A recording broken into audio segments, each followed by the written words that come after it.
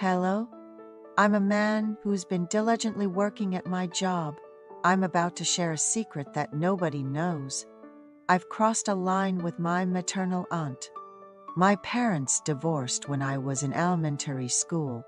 My dad didn't pay child support, so my mom had to work from dawn. She boiled eggs and made kimbap, packing them in styrofoam boxes to sell in neighborhoods with lots of offices.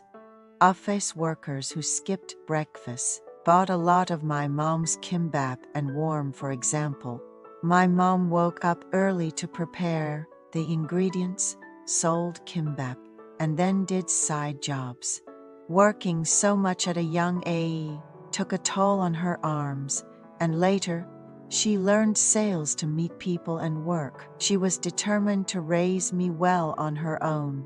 So I planned to find a job right after high school to help make money. Actually, my parents divorced because of my dad's debts. What made me angrier was that my dad had incurred debts in my mom's name, so she had to work nonstop. We lived near my uncle's house, my mom's brother. When my mom had to work from dawn till late or go down to the provinces for a few days, she would let my uncle know in advance. She'd ask him to look after me then. My aunt was not only beautiful, but had a heart as soft as silk. When I went to my uncle's house with a hungry look, she would immediately prepare delicious food for me. Honestly, she cooked better than my mom. She made a variety of dishes too. As a kid, I knew I preferred the meals my aunt made, and secretly looked forward to the days my mom would tell me to eat at my uncle's. Even when I entered university, my mom was still busy working. Thankfully, my uncle paid my first tuition fee. In return, I studied hard and prepared for certifications. My uncle was a businessman, very busy with frequent trips abroad. I have a cousin who went abroad for a language course in the upper grades of elementary school, graduated from a university abroad, married someone he met there, and is living there. My aunt was very sad she couldn't see her only son often. I think that's why she took extra care of me. In fact, going to college was also because of my aunt. I wanted to quickly find a job and solve the debt problem. Seeing my mom not getting enough sleep and meeting clients to pay off the debt. But my aunt insisted that college was essential. It was necessary for landing a job at a good company. So she encouraged me to hang in there a bit longer. Actually, I've always been good at studying. I declared that I wouldn't go to college and would work to pay off my mom's debts. My aunt told me that wasn't right. The duty of a student is to study hard, and she encouraged me to persevere in my studies.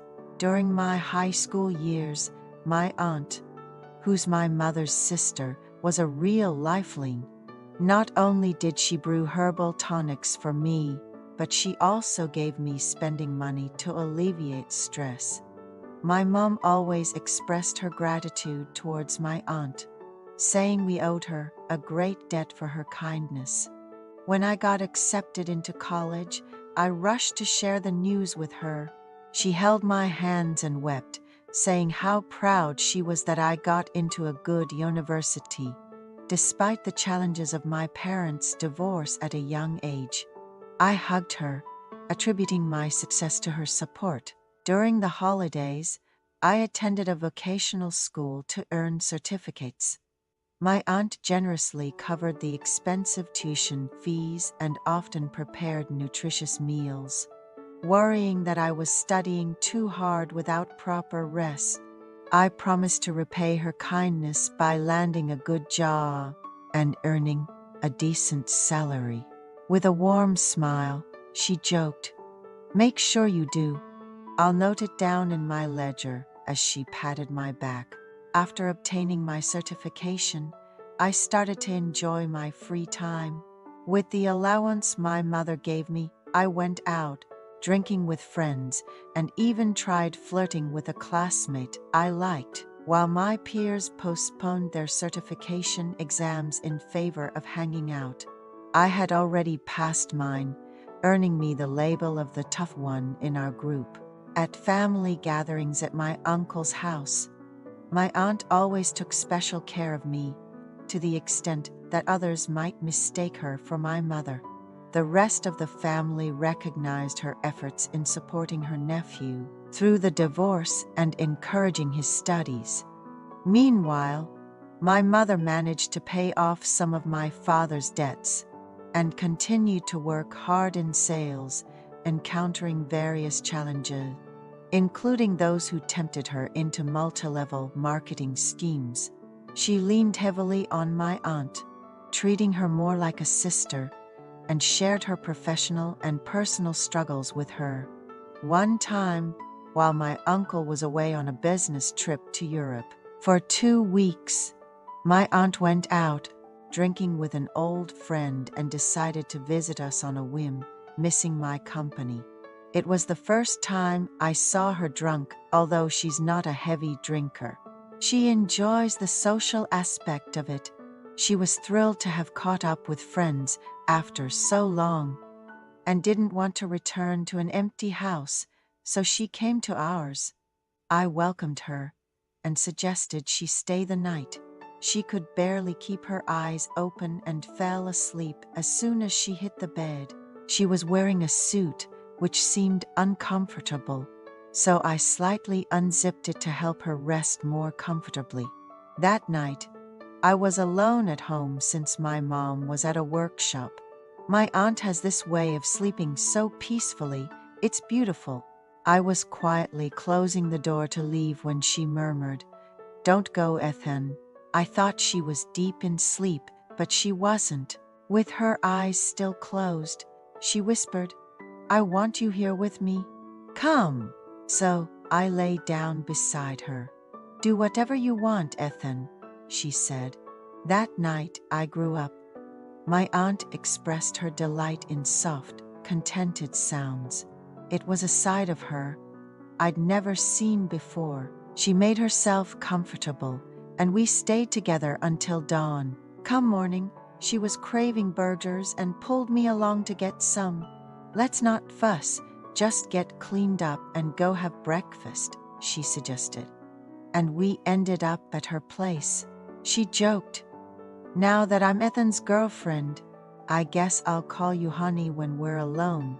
It was surprising to hear such words from her, always so serious and refined. That day, we grabbed some simple burgers in the neighborhood and walked home hand in hand. My mom called to say she'd be staying another day out because the weather was so nice. I spent another night with my aunt. She revealed that she hadn't been close to my uncle after having their son. He was always busy, more like a lodger who only came home to sleep. She felt too guilty to express her loneliness to her husband, busy with work and clients, so she kept it to herself. While her friends boasted about boyfriends as they aged, she lacked both the courage and the desire. But seeing me grow up, she started to see me as a man. A bit of alcohol gave her the courage she needed, and for the first time, she felt something special, different from what she'd felt with my uncle, and she smiled. After graduating and landing a job at a reputable company, I visited her with my first paycheck, offering her half. "Why are you giving me money? I only did what an aunt should do. Put it away," she said.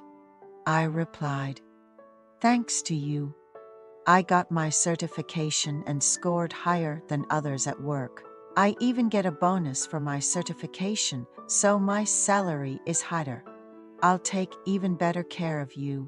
Let's skip the mushy talk and get to the point," she said, taking my hand. She's truly full of surprises.